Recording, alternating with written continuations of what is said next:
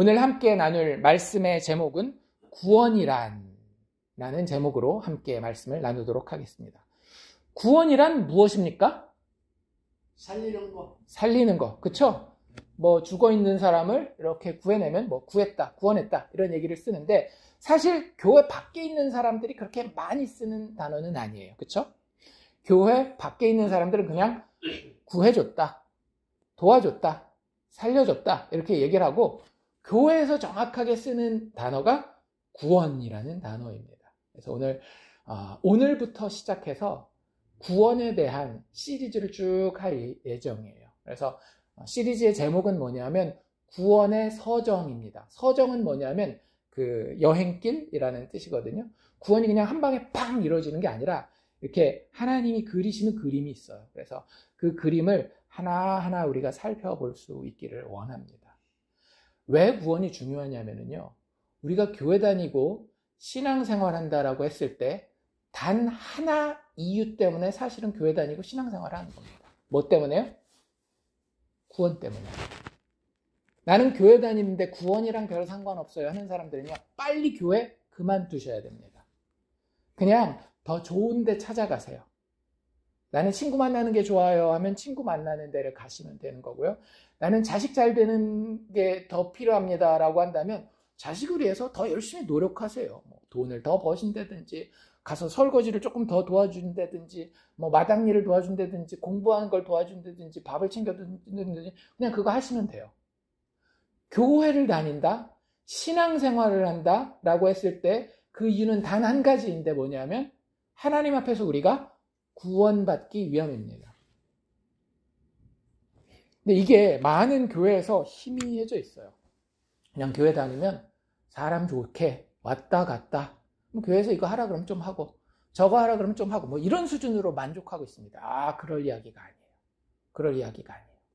제가 지난주에 말씀을 이렇게 준비하면서 어떤 한 분이 그 한국 교회에 대해서 걱정하면서 글을 써는 걸 본 게 있거든요. 잠시 읽어드릴 테니까 한번 들어보십시오. 이렇게 글을 썼어요. 언제부터인가 한국 교회는 회개와 거듭남에 대한 얘기를 실제적으로 하지 않습니다. 교회가 무슨 얘기 하지 않는다라고요? 회개, 거듭남 이 얘기를 하지 않는다라는 거예요. 즉 교회의 회원이 되는 것은 교회 회원 되셨죠? 그렇죠? 뭐 집사도 하고 그냥 평신도도 하고 장로도 하고 권사도 하고 하잖아요. 근데 교회 회원 되는 것은 거듭남에 대한 체험이나 열매가 없어도 얼마든지 될 수 있었으며 한국교회가 그렇다라는 거예요. 그러한 자들이 그러니까 거듭남에 대한 체험이나 경험이 없는 자들이 집사가 되고 장로가 되고 심지어 목사가 되고 있습니다. 이게 한국교회 현실이라는 거예요. 거듭남에 대해서 이야기하지 않을 뿐만 아니라 거듭남에 대해서 체험해보지도 경험해보지도 않은 분들이 서로 막 높여주느라고 집사님, 권사님, 장로님, 심지어는 목사님 이러고 있다라는 거죠. 그렇기 때문에 교회에서 누가 참된 신자인지 거짓된 신자인지를 구분하는 것조차 모호하게 되었으며 그 결과 거듭나지 않은 자들이 장로와 목사가 되므로 불신자들이 당회를 장악하게 되는 것이 이론적으로 충분히 가능하게 되었습니다. 우리 맨날 욕하잖아요. 교회가 맨날 싸우고 앉아있네. 당회가 목사님을 쫓아냈네. 목사님이 당회를 막 다 폐쇄해버렸네. 막 이런 이야기를 하잖아요. 왜 그런 일이 일어나는지 아십니까? 세상 사람들이 이야기하는 뭐 사랑이 없네 이런 거 아니에요. 그건 다 나중 문제입니다. 거기 다 누가 들어앉아 있기 때문에 그래요? 예수 안 믿는 사람들이 들어앉아 있기 때문에 그래요. 나 목사입니다. 나 장로입니다. 하고 거기 앉아 있는데 사실은 거듭남을 체험하지 못한 자들이 거기 앉아 있는 거예요. 한국교회의 현실이고 많은 현대교회의 현실입니다. 이미 다수의 교회들은 회개와 거듭남의 사역을 포기하고 아까 구원 얘기했잖아요. 구원이 사실은 회개하고 예수 믿어 하나님의 의로운 자 되는 거잖아요. 근데 그 거듭남에 중생의 사역을 포기하고 눈에 보이는 육체의 사역만 합니다. 어떤 사역이요? 치유니, 행복해지는 삶이니, 이런 등의 인간 중심적인 목표로 돌아선 지 오래되었습니다. 그러므로 교회는 다시 회개와 거듭남의 원색적인 복음의 선포만을 필요로 하게 될 것입니다. 무슨 뜻인지 이해가 되시죠? 이분이 무슨 얘기를 하고 있는지 아시겠죠? 교회 안에 가짜가 많아도 너무 많다라는 거예요. 직분에 상관없이, 아까 말씀드린 것처럼 집사가 됐건 장로가 됐건 권사가 됐건 목사가 됐건 흉내낼 수 있다라고 하는 거죠. 거듭남에 대한 체험이 없이 내가 다시 태어났습니다. 진짜 예수를 만나서 다시 태어났습니다 라고 하는 그 체험 없이, 그런 경험 없이 그냥 눈치 보면 알잖아요. 아, 교회 생활 1년 해보니까 이제 알겠어. 헌금은 이렇게 하면 되는 거고, 기도는 이렇게 하면 되는 거고, 못하면 이렇게 싹싹 피해가면 되는 거고, 성경 이렇게 외우니까 이거 착착착 찾을 수 있도록 공부해가면 되는 거고. 근데 뭐가 없어요? 중생의 체험이 없어요. 거듭남의 체험이 없어요. 그 사람들은 거짓 성도인데, 그 사람들이 교회 오래 다녔으니까 사람들끼리는 어때요? 서로 막 박수 쳐주고 인정해 주잖아요. 우리 그거 뭐라고 부른다라고요? 인본주의라고 했습니다. 사람이 중심이 되는 것. 그 사람들이 교회를, 현대사회 교회를 가득 채워가고 있다는 거예요. 제가 이 말씀을 읽어드리는 이유는 저 밖에 있는 저 교회, 무슨 교회, 그 교회들 욕하고 그 목사님 욕하고 그 장로님들 욕하라고 이 말씀을 읽어드린 게 아닙니다. 왜 읽어드렸을까요? 우리 점검하자라는 거예요. 나는 참된 거듭남을 체험했습니까? 우리 교회에는 거짓 성도가 없습니까? 저희 교회의 이름이 뭐죠? 주님의 교회예요. 왜 제가 주님의 교회라고 이름을 붙였는가 하면요, 교회에는 절대 인간이 주인이 될 수 없기 때문에 그래요. 그래서는 절대 안 됩니다. 하나님께도 영광이 되지 않을 뿐더러 거기 들어와 있는 사람들에게도 아주 저주예요. 교회가 사람이 주인이 되잖아요. 그래서 서로 높여주고 서로 호칭 붙여주고 서로 구원받았다라고 막 구원받지도 못했는데 거듭남에 대한 체험도 없는데 막 이렇게 띄워주잖아요. 그러면 거기 와 있는 사람들 자체가 저주받은 거예요. 교회라는 이름은 붙었지만 사실은 교회가 아니라 사교 모임인 겁니다. 이 교회는요, 반드시 주님의 교회가 되어야 해요. 이름 때문이 아니라 교회라는 것이 원래 주님의 것이기 때문에. 제가 농담처럼 저희 사모나 아이들한테 하는 얘기가 있어요. 우리 교회는 와서 거짓 성도들은 다 나갈 수 있는 교회가 되기를 원합니다. 교회가 숫자가 많아지는 게 중요한가요? 절대 중요하지 않습니다. 하나님이 택한 자들은 반드시 구원해내고야 마십니다. 이 교회 안 나온다라고 하나님이 구원해내시지 못해요. 구원해내시지 못하는 일은 없어요. 하나님은 반드시 구원해내시는데 하나님이 오히려 교회에게 원하는 것은 뭐냐면 순결한 신부가 되는 거예요. 교회가 다 정말로 예수 믿는 사람들로 가득가득 차는 거예요. 그게 2명이 됐건 3명이 됐건 1000명이 됐건 10,000명이 됐건 하나님은 그 숫자는 자기가 세놓은 거에서는 하나도 손해보지 않기 때문에 상관하지 않으십니다.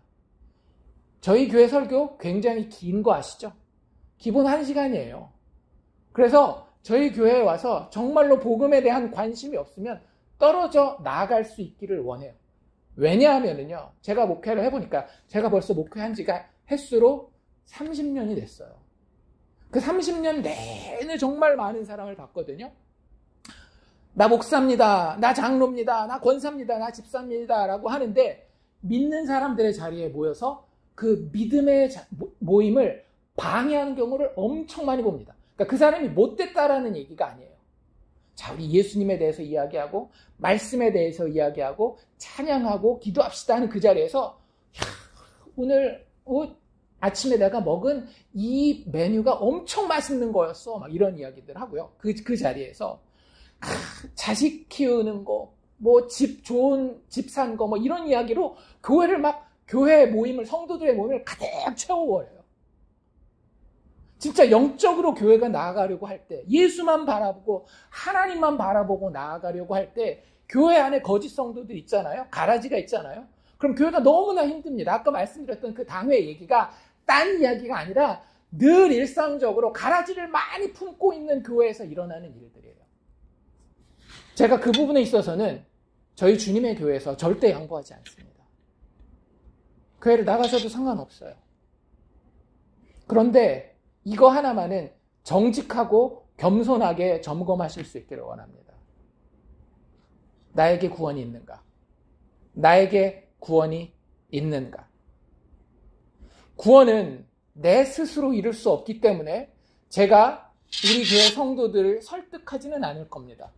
좀 믿어주세요. 이게 예수 믿는 거니까 제발 이렇게 해주세요. 저는 절대 그렇게 하지 않을 거예요. 예수님도 그렇게 하지 않으십니다. 제가 지난번에도 말씀드렸죠. 복음은 설득이 아니라 뭐라 그랬어요?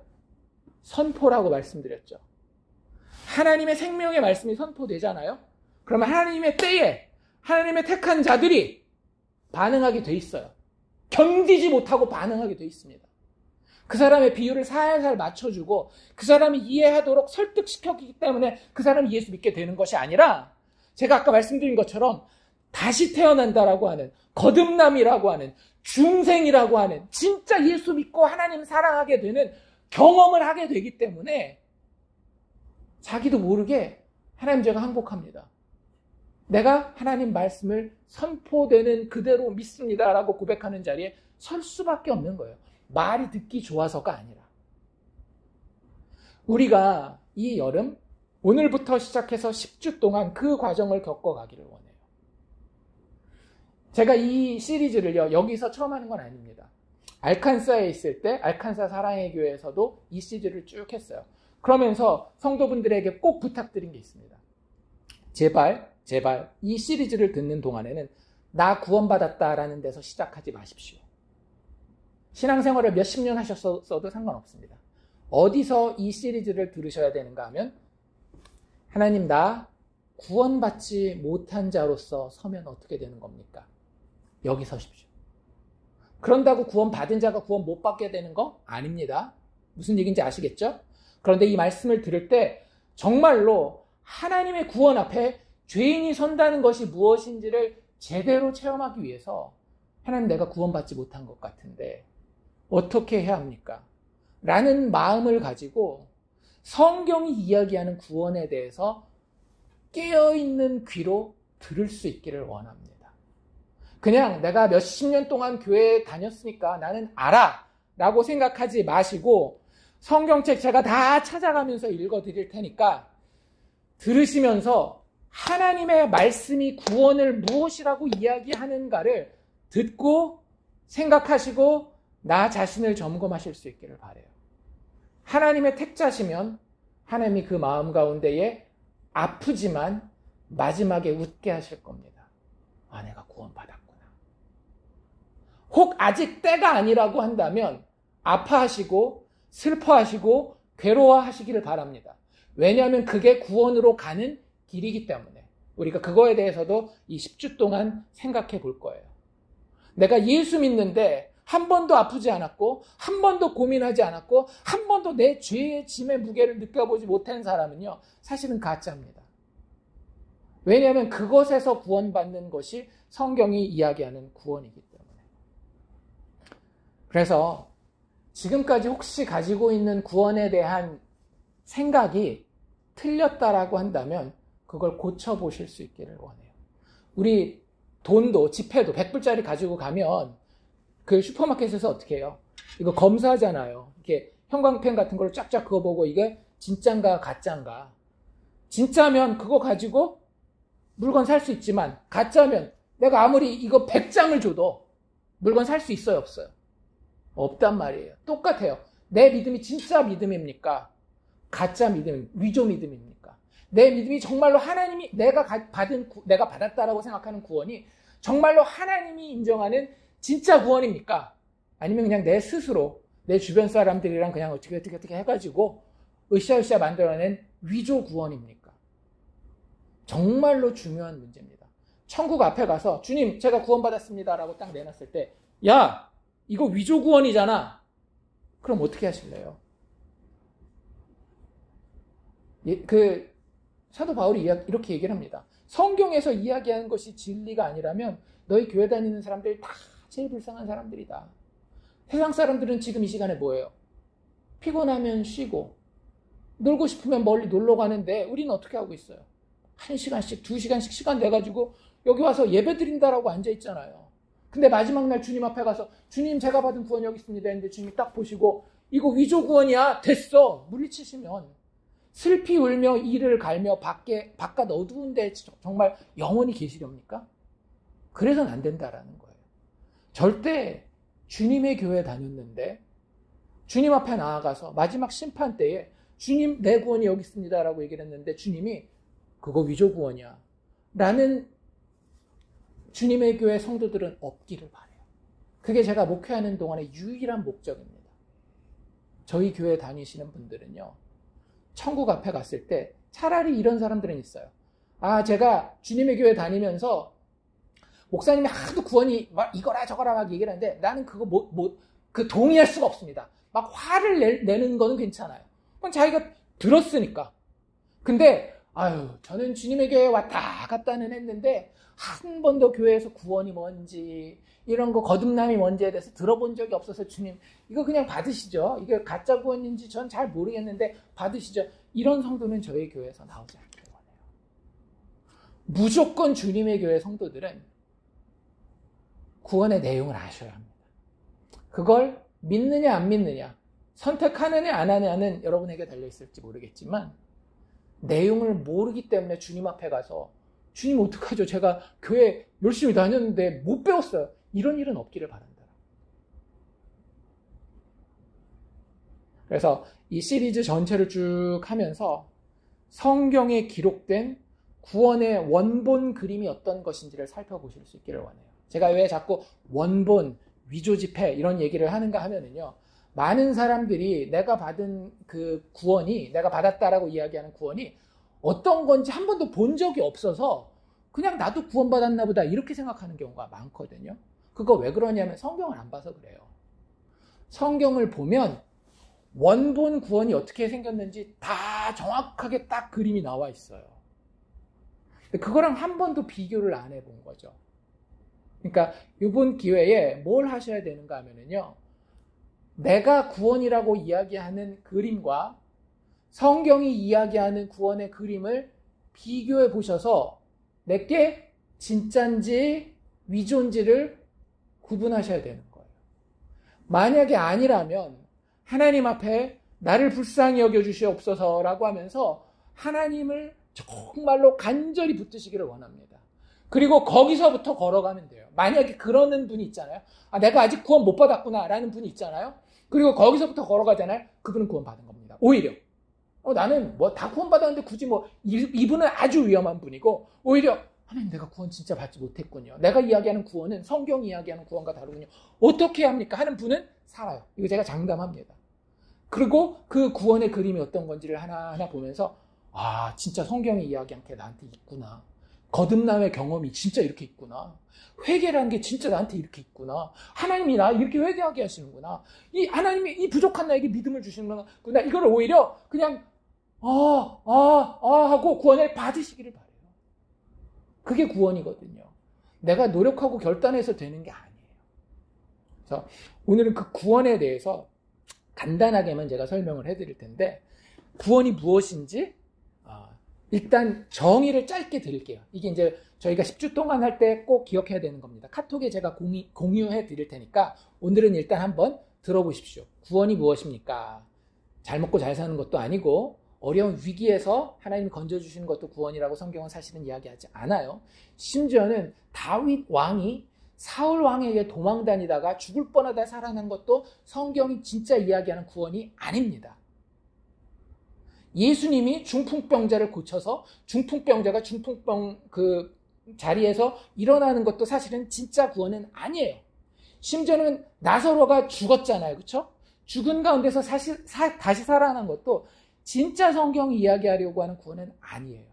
그건 다 그림자입니다. 뭔가를 보여주기 위한. 그래서 구원이 무엇이냐? 구원은 이것입니다. 하나님의 기쁘신 뜻에 의해, 누구의 뜻에 의해? 하나님의 뜻입니다. 사람의 뜻이 아니라 하나님의 기쁘신 뜻에 의해 죄인들 중 일부를 사랑하여 택하시고, 자, 구원은 누가 받는 거예요? 죄인들이 받는 겁니다. 나 참 괜찮은 사람이야. 절대 구원 못 받습니다. 근데 그 죄인들 중에 전부 다가 아니라 왜인지는 모르지만 그 자격 없고 더럽고 무능한 죄인들 중에 일부를 하나님이 정말로 아끼고 사랑하셔서 택하시고 그들을 사망의 심판 가운데서 구해서, 그들 죄인이니까 당연히 심판받아야 될 거 아니에요. 근데 그들을 사망의 심판 가운데서 구해서 그들에게 하나님의 생명, 우리가 이걸 좀 쉬운 말로 하면 영생이라고 부릅니다.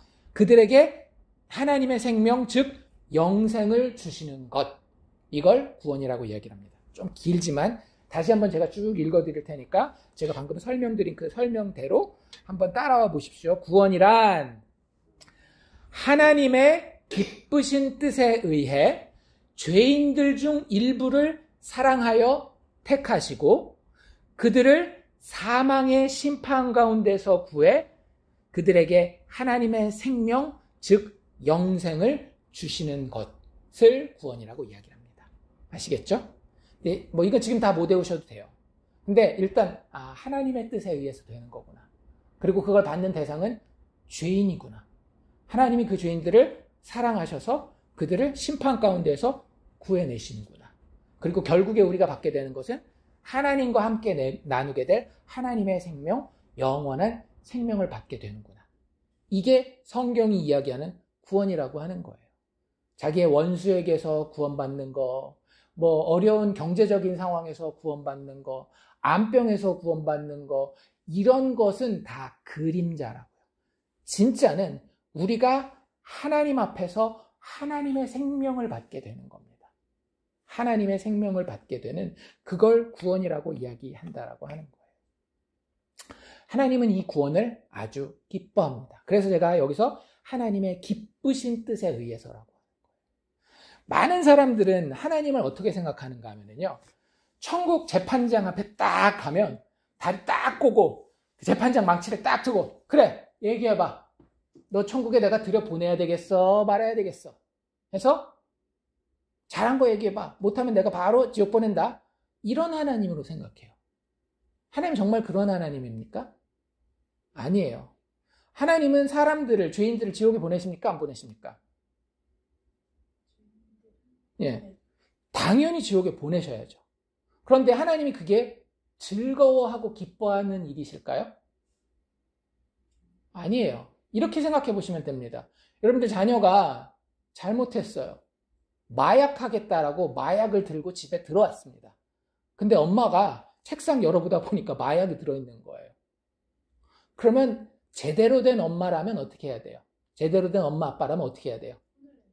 매를 때려서라도, 다리 몽댕이를 부러뜨려서라도 그거 못하게 해야 되잖아요. 하나님 똑같은 분입니다. 하나님도 죄인을 보고는 심판하실 수밖에 없는 분이에요. 왜? 하나님 자체가 선하신 분이기 때문에.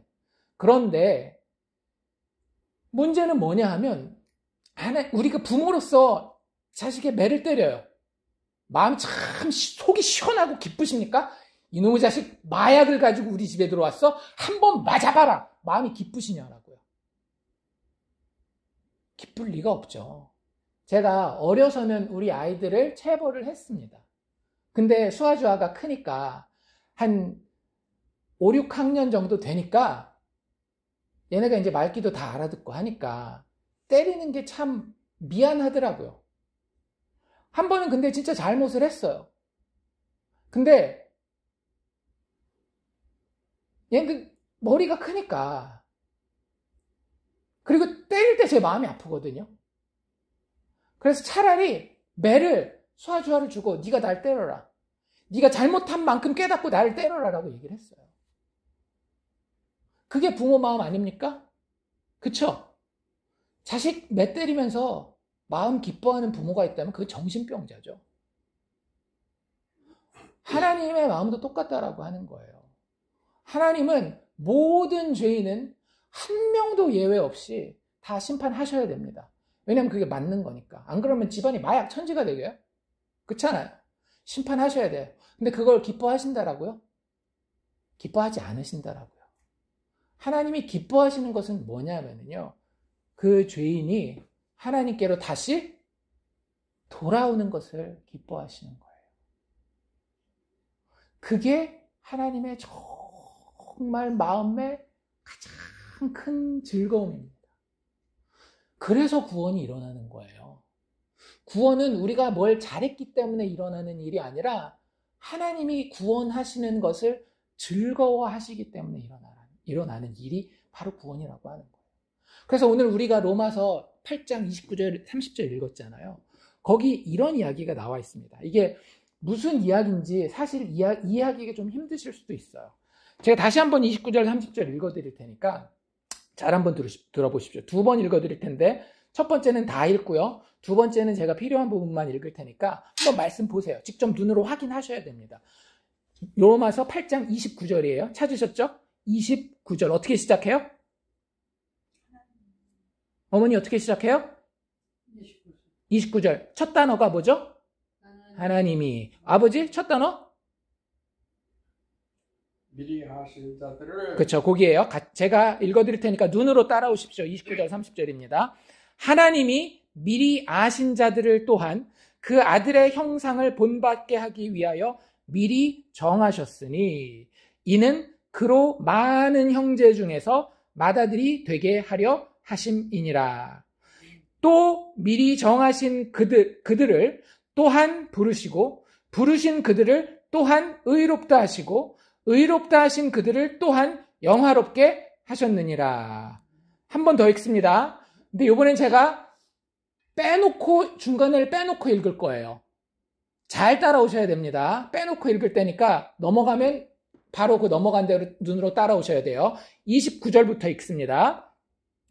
하나님이 미리 아신 자들을 또한 미리 정하셨으니 따라오셨어요? 예. 미리 아신 자들을 또한 미리 정하셨으니 또 미리 정하신 그들을 따라오셨어요? 30절이죠. 또 미리 정하신 그들을 또한 부르시고 부르신 그들을 또한 의롭다 하시고 의롭다 하신 그들을 또한 영화롭게 하셨느니라. 한 번 더 읽겠습니다. 한 번 더 잘 따라오셔야 됩니다. 이거 너무 중요해서 제가 세 번째 읽는 거예요. 중간중간 뛰어 넘어가니까 그거 잘 따라오셔야 됩니다.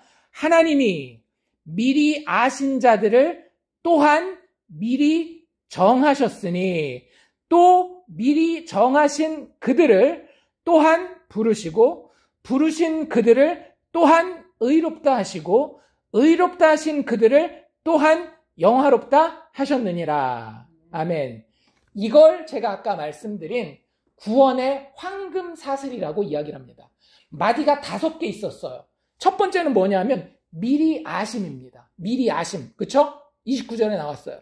두 번째 그 사슬의 그 체인은 뭐냐면 마디는 뭐냐면 미리 정하셨습니다. 그쵸?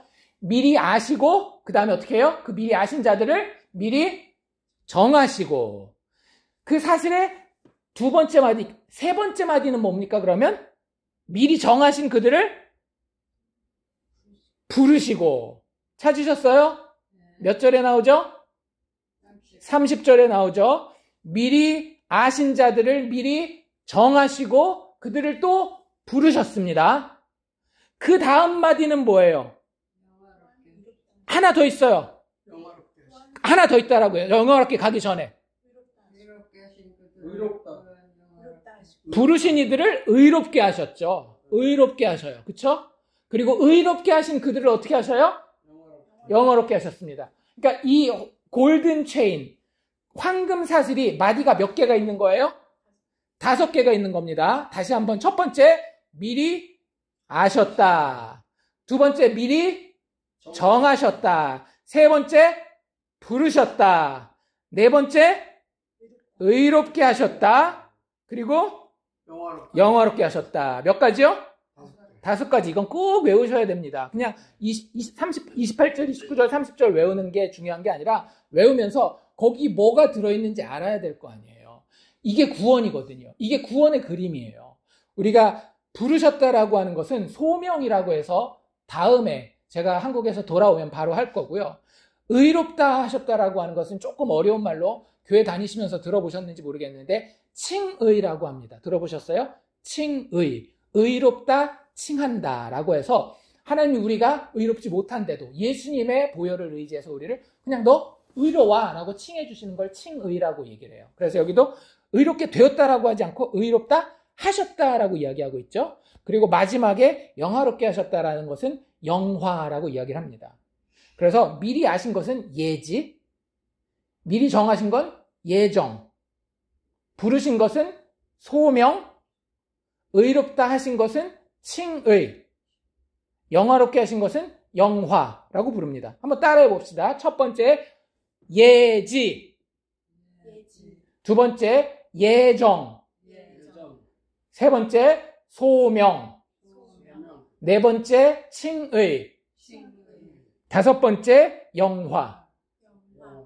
사실 이 사이에도 더 있긴 한데 일단 사도 바울은 여기서 5가지가 구원받은 자라고 한다면 끊이지 않고 계속해서 그려지는 그림이라고 이야기하고 있는 거예요. 그래서 실질적으로 우리가 다음번에 살펴볼 게 소명이라고 이야기를 했는데 소명은 우리가 하나님의 음성을 듣는 겁니다. 그래서 소명부터 우리가 내가 구원받는 자리에 와 있나라는 느낌이 있어요. 근데 소명 이전에, 소명보다도 훨씬 더 전에, 소명은 일단 우리가 응애하고 태어나야지 하나님의 음성을 들을 수 있을 거 아니에요. 그렇죠? 근데 우리가 태어나기도 전에 여기 어떤 표현이 있는가 하면 미리라는 표현이 2번 나왔다라 그랬잖아요. 하나는 미리 아셨고 또 하나는 미리 정하셨다라고 이야기를 하는데 이 미리는 언제를 이야기하는 걸까요? 우리가 10살 때? 우리가 5살 때? 아니면 응애 태어날 때? 아니면 엄마 뱃속에 있을 때? 이 미리라는 건 도대체 얼만큼 미리를 얘기를 하는 거죠? 하나님이 미리 아셨다라고 하는 것은? 정답을 말씀드리면 하나님이 나를 만들기 전에, 온 세상과 우주도 만들기 전에, 조금 어려운 말로 뭐라고 이야기를 하는가 하면 창세전이라고 이야기를 합니다. 또 다른 말로는 뭐라고 얘기를 하는가 하면 영원전이라고 이야기를 해요. 그러니까 아직 우리는 그때 존재했어요? 안 했어요? 아직 우리 그때 존재하지도 않았어요. 근데 하나님이 어떻게 하셨대요? 진짜 놀랍지 않습니까? 미리 아셨더라고요. 이야, 진짜 놀랍지 않습니까? 많은 분들이 여기 미리 알았다는 걸 어떻게 생각하는가 하면 구원받아야 되잖아요. 구원받아야 되니까 하나님이 미리 우리가 뭘 할지 다 알았다라는 거예요. 야, 이놈이 교회 다닐지 안 다닐지, 예수 믿게 될지 안 될지 그걸 아시고 그거에 근거해서 우리를 구원할 자와 안 할 자로 아시고 정하셨다. 뭐 이런 얘기를 하는데 그 다 틀린 겁니다. 여기서 알았다라고 하는 것은요, 우리가 무슨 행동을 하거나 무슨 판단을 하는 것을 미리 알았다라는 게 아니에요. 예를 들어서 제가 저 선미 잘 알죠? 이게 무슨 뜻이에요? 선미가 누굽니까? 제 아내잖아요. 그러면 선미가 오늘 뭐 할지, 내일 뭐 할지, 오늘 중국에 들어가면 뭐 할지 그걸 다 안다라는 얘기예요? 아니에요. 나의 사랑하는 아내로서 나는 선미를 잘 압니다. 이런 얘기예요. 하나님이 여기서 미리 아셨다라는 게 그런 겁니다. 하나님이 우리를 낳기도 전에, 만드시기도 전에 우리를 마음에 품고 계셨다라는 거예요. 우리 혜진이, 우리 진순이, 우리 혜숙이, 우리가 태어나기도 전에, 엄마 뱃속에서 응애 태어나기도 전에, 역사가 시작되기도 전에 하나님이 우리를 낳았다는 얘기예요. 아까 제가 말씀드렸잖아요. 부모가 자식을 향한 그 끊을 수 없는 마음, 우리가 육체의 부모가 돼서 경험해 보잖아요. 왜 우리가 육체의 부모가 될 수 있도록 하나님이 허락하시는지 아세요? 하나님의 마음을 알으라고. 내가 너희를 미리 알았다? 하나님이 구원하시는 자는요, 하나님이 미리 아신 자입니다. 그럼 그 다음부터는 자동이에요. 미리 알면 하나님이 그 사람을 구원해서 예수님 닮은 사람으로 만들기로 아예 딱 정하시는 거예요. 너 내가 낳긴 했지만 넌 나가서 살아. 그런 부모 있어요, 없어요? 없어요. 미리 알게 되면 딱 내 것으로 정하는 거예요. 그걸 우리가 예정이라고 이야기를 합니다. 이건 우리가 태어나기도 전에 다 이미 일어났던 거예요. 진짜 놀랍지 않습니까? 믿지 않는 사람은요, 이해를 못해요. 근데 진짜 내가 성령을 체험하고 거듭남에 대한 체험이 있는 사람들은 이 말이 무슨 뜻인지 알아요. 내가 아무것도 안 했는데 하나님 앞에 눈물이 아니라 콧물, 핏물 다 쏟아도 구원받을 수 없는 존재인데 내가 하나님 앞에 회개했더니 하나님이 예수의 피로 나를 용서해 주시고 당신의 영원한 품으로 다시 불러주셨어 라는 것을 아는 사람들은요, 내가 한 것이 없이 그 일이 일어났다라는 것을 알게 된다라고요. 나중에 찾아가 보니까 어디가 근원인 거예요. 영원 전에 하나님이 나를 미리 아시고 내가 타락해서 죄인이 되었지만 그것마저도 하나님이 품으셔서 아들 예수 닮은 자로 구원하시기로 정하셨다라는 거예요. 그게 하나님의 기쁘신 뜻이라는 겁니다. 구원은 하나님이 하기 싫은데 아이씨 그거 해왔어? 그러니까 어쩔 수 없이 내가 너는 천국에 보내겠다 해서 이루시는 일이 아니라고요. 구원은 하나님이 하시기 가장 즐겨 하시는 일입니다. 누구를 향해서? 미리 아신 자들을 통해서. 내가 낳았으니까 내가 낳은 자가 저 망가져 있는 데서 회복되고 정말로 밝게 웃는 그 모습 어떤 부모가 안 즐거워하겠어요?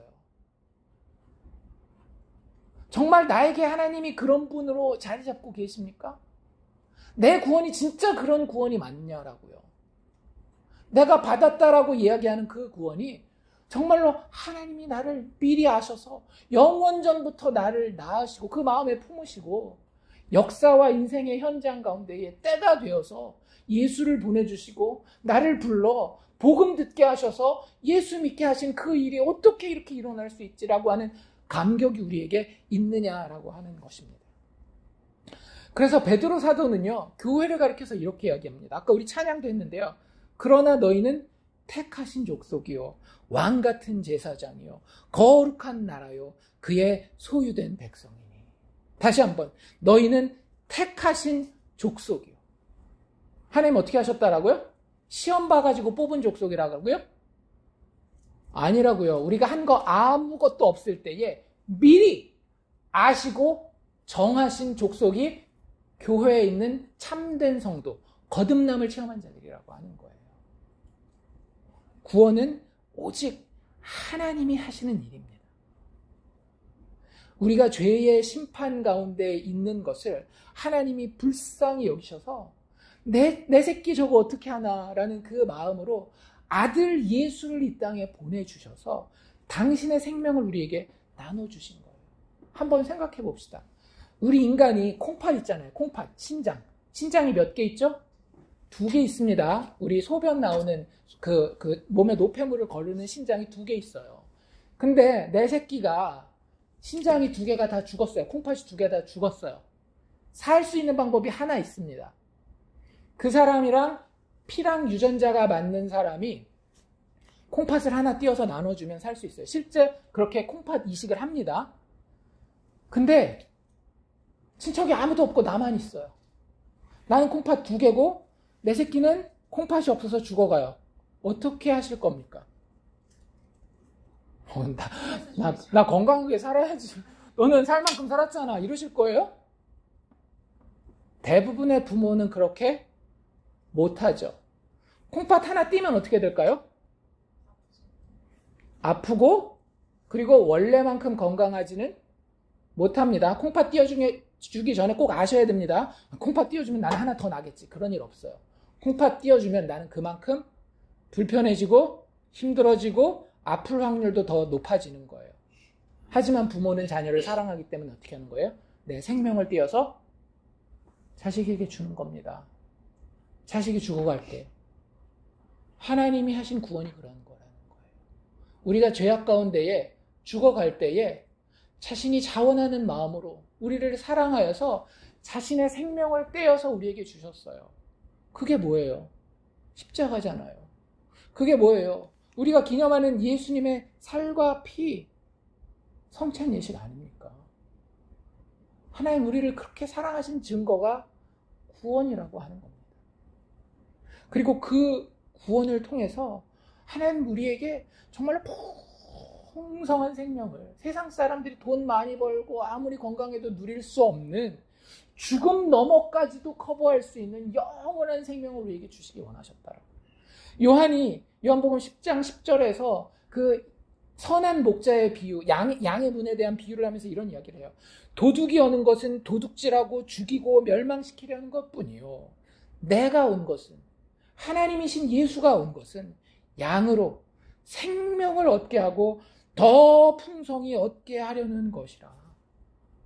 자격 없는 자들에게 생명 주시는 것, 하나님이 기뻐하셨습니다. 그것 때문에 우리의 구원이 가능하다라고 하는 거예요. 자격 없는 우리가 진짜 천국이라고 하는 영원한 축복을 바라볼 수 있는 그 영생을 받게 되는 유일한 이유는요, 그 근거는 뭐냐면 하나님이시고 동시에 흠없는 제물이 되시는 6월절 어린 양 예수 그리스도께서 자신의 생명으로 값을 치르셨기 때문이라고 하는 거예요. 내가 자랑할 수 있는 거 아무것도 없어요. 뭐 물어봅시다. 그럼 요 정도 하고, 구원이라고 하는 것은 나의 노력과 능력과 결단으로 가능합니까? 절대 불가능합니다. 꼭 기억하십시오. 구원이 나의 노력과 능력과 결단에 의해서 가능하지 않다라고 하는 사실을 인정해야 구원받을 수 있습니다. 내가 누군가에게 전도해서 그게 내 자녀가 되었건 내 남편이 되었건 내 친구가 되었건 이웃이 되었건 그 사람 구원받게 하기 위해서 내가 제일 먼저 가져야 되는 생각은 뭐냐면, 내가, 내 노력이, 나의 결단이 나도 그 사람도 구원할 수 없다라고 하는 거예요. 내가 인심 쓴다고 그 사람이 구원받아요? 절대 못 받아요. 옛날에 막 그럴 수 있는 것처럼 이렇게 생각하는 분들 있지 않았어요?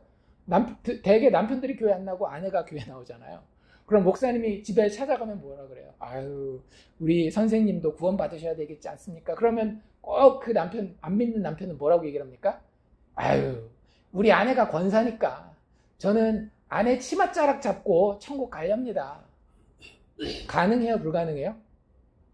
절대 불가능합니다. 나는 우리 아빠 바지가랭이 잡고 천국 갈래요. 목사 딸이라도 안 돼요. 무슨 얘기인지 아시겠죠? 왜? 우리가 방금 봤잖아요. 구원은 하나님의 기쁘신 뜻에 의해서, 하나님이 자기의 생명을 나눠주는 것에 의해서만 가능한 것이기 때문에 절대 우리가 간섭할 수도 성취할 수도 없는 거예요. 그래서 우리가 그걸 뭐라고 이야기를 하는가 하면, 이걸 구원에 있어서의 하나님의 주권성이라고 이야기를 합니다. 하나님의 주권. 하나님이 모든 것을 처음부터 끝까지 다 이루신다라는 거예요. 그래서 구원의 주권은 오직 하나님께만 있는 거고요. 구원을 통한 궁극적인 영광도 사람이 아니라 하나님에게 있는 겁니다. 우리는 구원의 종착점을 누구라고 생각하는가 하면 자꾸 나라고 생각해요. 내가 구원받았으니까 천국 가는 거. 내가 구원받았으니까 지옥 안 가고 나중에 영생을 누리는 거. 이걸 그 구원의 종착점이라고 생각하는데 아니에요. 구원의 시작도 하나님이지만 구원의 마지막도 뭐예요? 하나님의 영광이라고 하는 거예요. 그래서 요나가 물고기 뱃속에 들어가잖아요. 거기서 저 자격 없는 아수르 것들 구원받으면 절대 안 되는데 막 이런 생각하다가 자기는 나름대로 했다 이거죠. 유대인으로서 율법도 지키고 막 이랬다고 생각했는데, 자기가 하나님한테 불순종하고 물고기 뱃속에 빠져보니까 구원이 자기가 할 수 있는 게 아니라는 걸 깨달은 거예요. 그래서 이렇게 고백합니다. 요나서 2장 9절인데요. 물고기 뱃속에서 하는 기도예요. 나는 감사하는 목소리로 주께 제사를 드리며 나의 서원을 주께 갚겠나이다. 구원은 여호와께 속하였나이다. 구원은 누구에게 속하였나이다? 여호와께 속하였나이다. 내가 건드릴 수 있는 부분이 한 개라도 있다 없다? 없다라는 거예요. 어느 정도로 없냐면요, 내가 아무리 진짜 간절히 바래도 인간의 바램만으로는 된다 안 된다? 절대 안 돼요. 그 선지자 중에 예레미야라는 사람 아십니까? 예레미야라는 사람이 있었어요. 예레미야가 언제 선지자냐면요, 남쪽 유다 나라가 망하기 직전의 선지자였습니다. 이스라엘 역사를 좀 기억하면 다윗 솔로몬 때 통일 왕국이었다가 그 이스라엘 왕국이 이렇게 길다란 네모처럼 생겼거든요. 남북으로 있는데 그게 솔로몬 끝나고 나서 대한민국처럼 남북으로 딱 나눠져요. 북쪽을 뭐라고 부르는가 꼭 기억하십시오. 이스라엘, 북이스라엘이라고 부르고요. 남쪽은 위에가 이제 10지파가 확 가는 바람에 유다 지파밖에 안 남아요. 그래서 남유다 왕국이라고 이야기를 합니다. 남북 왕국이 있는데 북쪽 10지파가 더 우상 숭배를 그렇게 열심히 해서 먼저 망해버려요. 그리고 나서 이 남쪽 유다만 남았는데 그 유다도 히스기야 정도까지 좀 잘하다가 그 아들 므낫세 때 아주 우상 숭배를 극심하게 하고, 그 다음에 요시아가 나와서 조금 종교개혁을 하나 했는데 그 뒤에 오는 왕들이 점점 하나님을 함부로 대하고 우상 숭배하고 이런 상황 가운데 있었습니다. 그때 선지자 노릇했던 사람이 예레미야거든요. 근데 그 예레미야가 나라를 사랑했겠어요? 사랑하지 않았겠어요? 나라를 사랑했어요. 자기 조국을 엄청 사랑합니다. 그렇지 않아요? 우리도 떠나 있지만 대한민국이랑 뭐 일본, 중국이랑 무슨 올림픽 경기하면 누구 응원해요? 우리는 미국 시민이시지만, 물론 아닌 분들 계시지만 미국 시민이지만 대한민국을 응원한단 말이에요. 조국을 사랑하는 게 인지상정이었고, 예레미야도 조국 유다를 사랑했습니다. 근데 하나님이 예레미야한테 뭐라 그러시는가 하면요, 내가 네 나라 유다를 바벨론에게 넘겨 망하게 할 것이다. 그리고 그 유다 땅에서 예레미야가 가장 사랑했던 도시가 한 군데 있었어요. 어디였을까요? 하나님의 성전이 있는 예루살렘. 너무 사랑했어요. 이 유다 왕국, 그 가운데 하나님의 성전이 있는 예루살렘 엄청 사랑했습니다. 근데 하나님 뭐라 그러시는가 하면 유다를 바벨론에게 넘겨줄 뿐만 아니라 성전을 내가 싸그리 다 무너뜨리고 없애버릴 것이다 라고 얘기합니다. 예레미야의 마음이 어땠겠어요? 아유, 이놈들 죄 졌으니까 하나님 다 멸망시키시죠, 이랬을까요? 아니에요. 예레미야 선지자의 별명이 뭔지 아십니까? 못 들어보셨군요. 한번 들어보십시오. 예레미야 선지자의 별명은 눈물의 선지자입니다. 왜 이렇게 많이 울었을까요? 알러지가 있어서? 아니에요.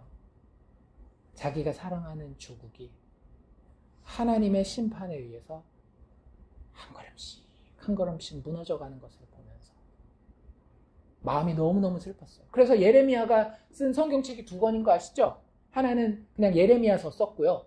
또 하나 쓴 게 뭐예요? 예레미야 애가가 무슨 뜻이에요?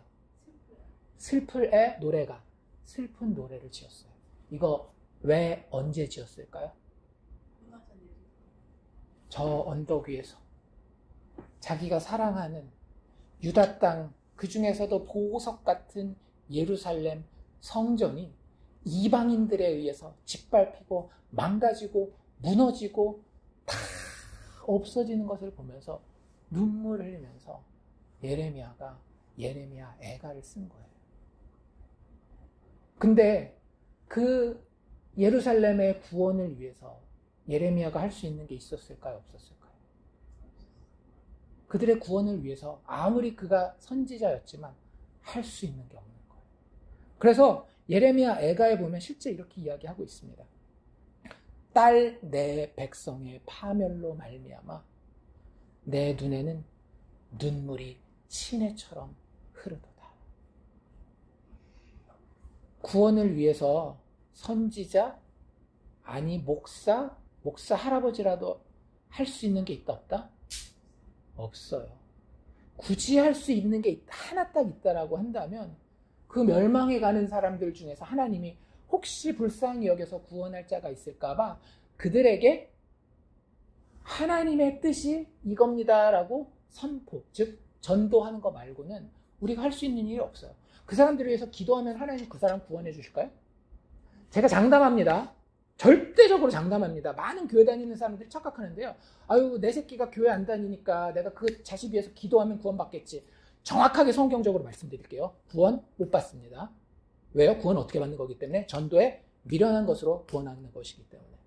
그래서 예레미야도 자기가 사랑하는 그 조국과 예루살렘 자기 백성들을 위해서 할 수 있는 게 기도하지 않았고 뭐 했는가 하면 하나님의 메시지를, 예수 그리스도 복음의 이야기를, 회개하라고 하는 그 이야기를 선포했어요. 뭐라고 이야기하는가 하면 우리가 스스로 우리의 행위들을 조사하고 여호와께로 돌아가자. 우리의 마음과 손을 아울러 하늘에 계신 하나님께 돌자. 하나님이 우리에게 보여주신 그 영광으로, 그 사랑으로, 그 은혜로 돌아가자. 세상에 관심 가지 말고, 세상에 재미 두지 말고, 세상에 영광 취하지 말고, 우리를 미리 아셔서 미리 정하신 사랑의 아버지 그분께로 돌아가자. 여호와께 돌아가자. 그 한마디 말고는 예레미야가 자기가 사랑하는 조국, 자기가 사랑하는 그 백성들을 위해서, 그들의 구원을 위해서 할 수 있는 일이 없었다라고요. 그런지 알고 계셨습니까? 구원이 그런 건지. 성경이 그렇게 이야기하고 있습니다. 회개 없이, 믿음 없이 무너지는 세상, 내가 아는 사람들, 아무리 내가 그들을 사랑한다 할지라도 내가 할 수 있는 거 아무것도 없는 거예요. 그럼 그걸 조금만 돌려서 생각하면 내가 구원받는 것도 내가 할 수 있는 게 있어요? 없어요? 없어요. 내가 노력하고 교회 좀 다니면 구원 받습니까?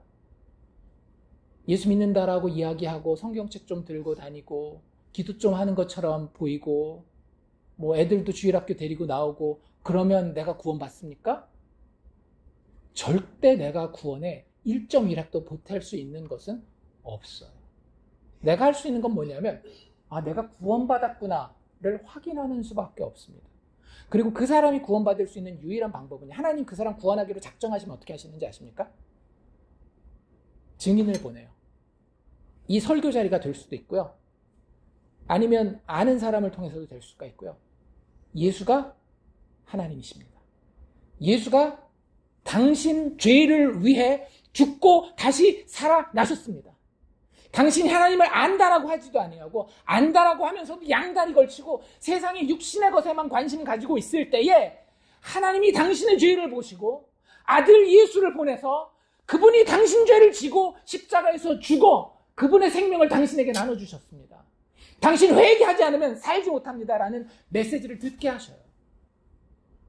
그리고 하나님의 택자가 하나님의 때가 되면 그 음성을 듣고 영혼이 살아나서 거듭남을 체험하게 됩니다. 그게 구원이라고 하는 거예요. 그렇기 때문에 내가 할 수 있는 것은 아무것도 없지만 아무것도 안 하니까, 아무것도 안 하면 사람들은 보통 어때요? 심심하고 뭐 할 것도 없네 이렇게 생각하는데, 내가 아무것도 하지 않은 하나님의 구원을 받은 자들은요 늘 놀람과 기쁨과 감격 가운데 그들의 삶을 삽니다. 예수 믿는 사람은요 이 지금 떼약 끝에 축 처져 있는 그 죽어가는 말라가는 식물처럼 그렇게 살 수 없어요. 늘 하나님 어찌 나를 이렇게 구원하셨지? 내 죄에서 어떻게 내가 사함을 받았지? 예수가 하나님이신 그분이 이 땅에 내려오셔서 나를 위해 죽어주시다니 이게 말이 되나라고 하면서 내가 하는 거 아무것도 없지만 그 자리에서 놀람과 기쁨과 감격 가운데에 하나님과 교제하고 하나님을 사랑하면서 살아가는 사람이 진짜 구원받은 사람이라고 하는 거예요. 나에게 그 구원이 있습니까? 그리고 하나님은 그 구원받은 자를 향해서 이렇게 이야기를 하십니다. 출애굽기 14장 13절. 내가 아무것도 할 수 없는 상황 가운데 이스라엘 백성들이 이르렀어요. 어디요? 홍해 앞에. 뒤에는 홍해 바다, 앞에는 누가 다가와요? 애굽 군대가 막 다가와요. 내가 할 수 있는 게 한 개라도 있어요? 없어요? 없어요. 그 장면에 어떤 일이 벌어졌는지 이 말씀을 듣고 기억해 보십시오. 모세가 백성에게 이르되 너희는 두려워하지 말고, 그 다음에 어떻게 해야 될까요? 열심히 창을 들고 나가서 싸워라? 이랬을까요? 모세가? 아니면 빨리 아직 저기 몇백 미터 남았으니까 보트를 만들어서 그 홍해를 건너가라? 그렇게 얘기했을까요? 기억이 잘 안 나시나요? 모세가 이렇게 얘기했습니다. 하나님의 입술을 가지고 하나님의 백성들을 향해 너희는 두려워하지 말고 가만히 서서. 할 게 있다는 거예요, 없다는 거예요?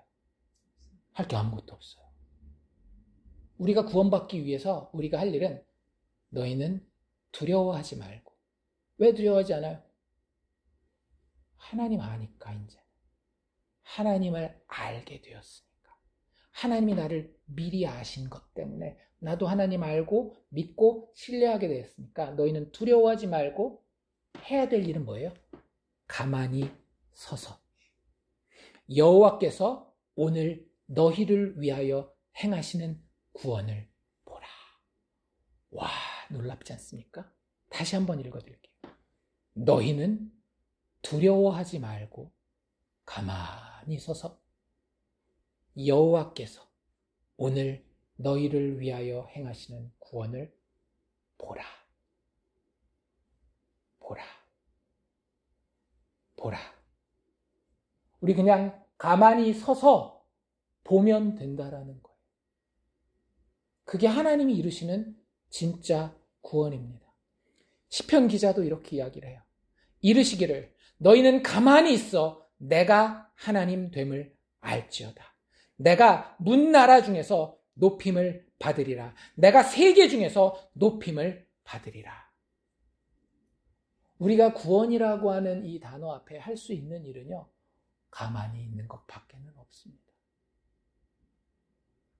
괜히 내가 겉멋들어서 교회 좀 다녔으니까 난 구원 받았어야지 라고 하면서 나중에 천국 갈 것처럼 그렇게 생각하는 아니란 생각은 오늘부로 버리시기를 바랍니다.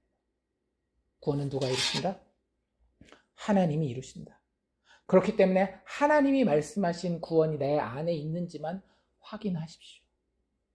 그리고 말씀에 집중하시기를 바랍니다.